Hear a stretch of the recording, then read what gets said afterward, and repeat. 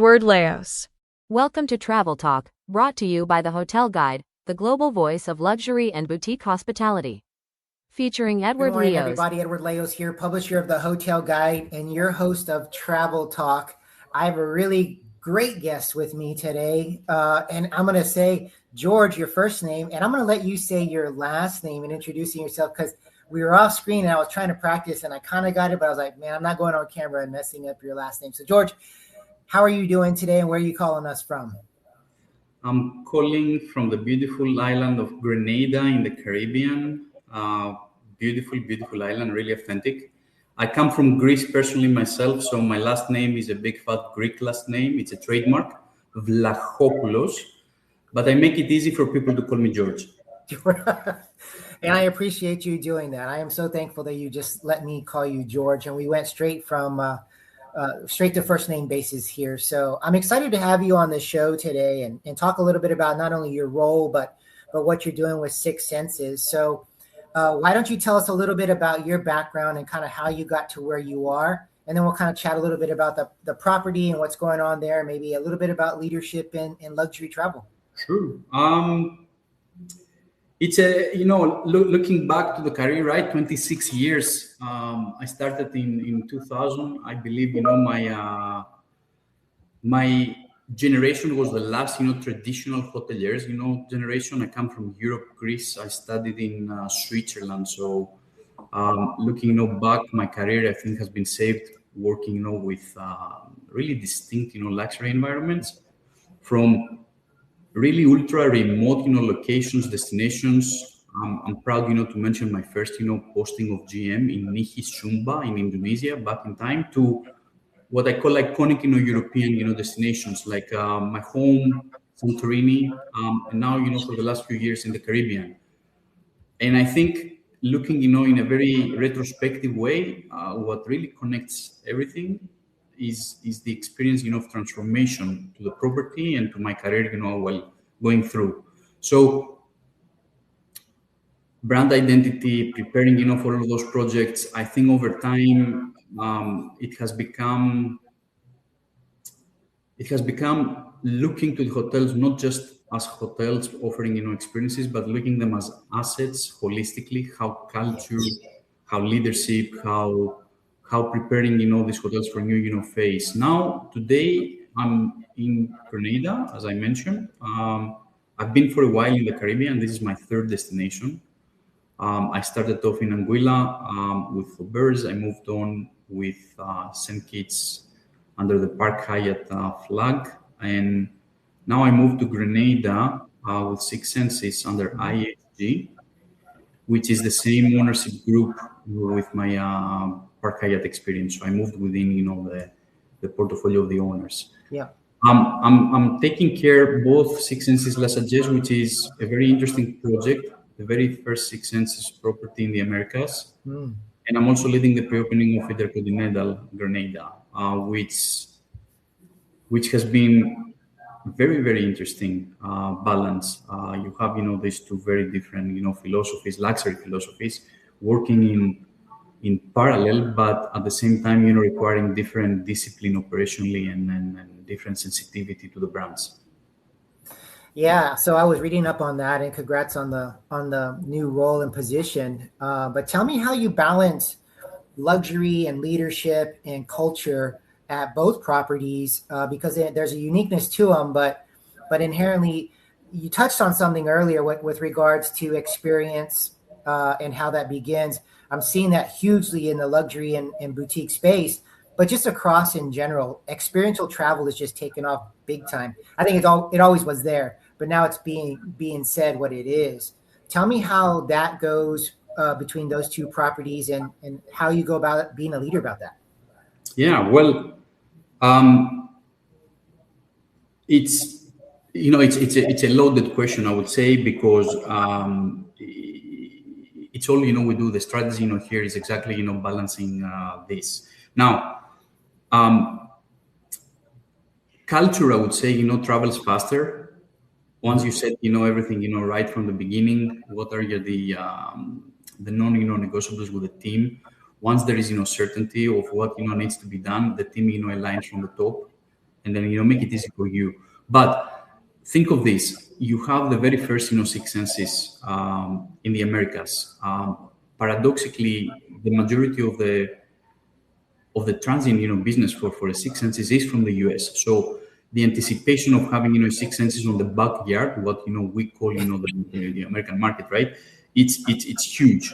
So I think what defines the Six Senses property here is the way we try to embed Caribbean culture to the overall brand culture, and I think this is the key for us to really create the global approach of Six Senses to a local sensitivity, and we do this with intention, because Grenada is not like Bahamas. Definitely is not like Anguilla, those most popular more popular destinations. So we try to do this with intentionality and creating the authentic culture, which I know it's been a cliche, but here the industry is not, the top industry is not hospitality. So creating that intention to the team, and taking them with you to deliver these experiences is a key. Now, as we lead the pre-opening for Intercontinental Granada, is a different type of luxury. The luxury that people would expect from a big brand with a big loyalty following. We're doing this with differentiation of the product, with rarity and exclusivity of how you enter. And I'm not sure how my peers and colleagues from the Americas will be happy me saying this, but I am very open. I think this is the very first integrated project of IHG for the first time after the acquisition of Six Senses in 2019, where the brand comes together under the IG flag with one integrated project, having an Intercontinental luxury hotel, which is going to spend a little over 1 million per key for 120 rooms, and then a project that has been completed come April 3 years now, and had spent 1.2 million per key, 71 keys. So it's pretty unique, I think. Now it does sound unique, and it does sound like there's some big anticipations there. For someone who knows the Six Senses brand, and now you're talking about the American market being closer to where this property is, what can they get? What can guests expect going into this year, or anything big that you have planned for the year or beyond that for this property? Well, we, as I said, we had a slower ramp up for various reasons. We wanted to prepare Six Senses in a way that speaks Caribbean, and if you look, into the core of Six Senses as a culture, originates, from a Southeast Asian, background. Translating, that and the core pillars of such a strong, brand through a Caribbean platform is not an easy task. So it took, a little bit of time. With that, being said, we are now, in a position to take advantage of the platform of IHG. And as much as people, know when they go to Asia or Europe, Six Senses, you would be equally, surprised that the majority of the guests who now come to us, by 70%, they haven't been to another Six Senses, which surprises me, supremely. But we have, ramped up ourselves into the philosophy of Six Senses. We have adopted a wellness-focused way of how we do things. We look sustainability not just a marketing concept, but definitely an operational discipline, if I may say. And by doing so and involving the guest while we do it, is how things resonate with guests. So whenever we have a guest visiting here, 9 out of 10 times they're going to meet myself and everybody else when they come on the property. We like to see the guests as part of our home in a way, and let them know how busy or non busy, active or inactive they can be to those initiatives. I think it's a key for them to choose what they want to experience and how busy they want to be during their vacation. So We have had, recently an amazing visiting practitioners program, which the brand itself has a plethora of candidates with really unique, skill sets, Wow. which ran all the way from November, back in November when we closed Q4, and it's going to run up to the end of May and June this year. And it has been received, so well, from the guests coming in, and finding someone who is doing acupuncture for your eyesight. We talk about acupuncture on the back usually, and all of Yeah. these things. So, offering, this type of experiences, is not easy, and is not easily, found in the Caribbean. So I'm very proud, about this. No, it sounds like you're doing, and you guys got a great opportunity there to make your footprint and let it be known that how you're combining the uniqueness of not only the property but the area too. So that's some good stuff. Let's switch a little bit from the business side of things, and I always like to ask my guests some personal questions because we're a travel show, and people like to know where our guests have been. But two questions. One, tell me some of your favorite travel destinations that you've been to, and then we all have our bucket list. What are some of your bucket list travel spots that you like to try out? Well, I don't know, if I did a great job to describe, my journey in numbers so far. This is my 13th country in 3 continents, personally. I think I mentioned before Indonesia. Indonesia for me, goes back, is very fond, to my heart, for various reasons. I think it's unique culture. It's something, that every hospitality, leader wants, to be implicated with, because it's a pleasure to do so. I've been in Thailand, and it's deep to my heart because my twin boys were born, there, and it's an amazing place. And I can't not speak, about Santorini in my hometown, where I was there, with the bears back in time. I mean, the amount of architectural, distinctiveness, this place, has, and together, the unique culture over there in Santorini is one of the most iconic, southeastern Mediterranean, places. Yeah. Now, where I want to go, well, plenty of places, but I had to think, a little hard for this one. But Japan for me, is a destination I always want to go. When I was in Southeast Asia, there is a certain, appeal, to the discipline, to the natural, innate ability of offering emotional discipline, hospitality. I think every hospitality leader needs to have that experience. And I would like to go to Patagonia for some reason. Nice. I think I've spent too much time, into hotter environments, and I want to see, something different. And I think, this wild environment, this culture, that really is unique, and you're not going to find, somewhere else, is what, is appealing to me. Now, that is actually an interesting place.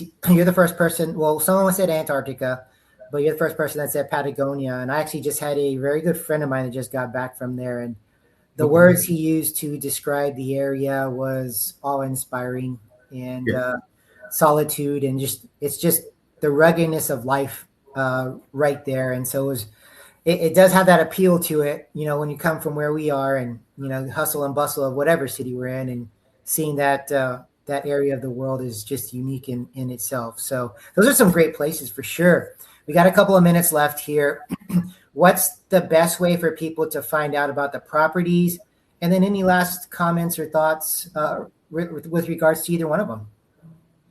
Yeah, well, we're pretty straightforward. We have our own website under Six Senses. We have our own, exposure through the Intercontinental's, site. If you're not already, a member of our IHG, rewards membership, please be, because we give you enough, reasons to come, here and make it, value, for you. But ultimately, I want to say that I am personally, very excited.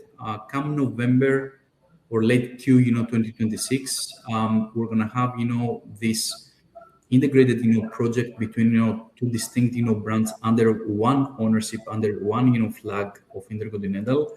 And I really think, that's gonna create a lot of attention for Grenada, as a destination overall. We are not in the hustle and bustle, if I may say, and using your words, of Grenada. We chosen to be about 20, 25, minutes, away from that side, and that's done, with purpose, because we have, we're home to a small peninsula called La Sagesse, and I can see, the synergy of that integration come live on November Q4, and that excites me, profoundly. I'll be honest.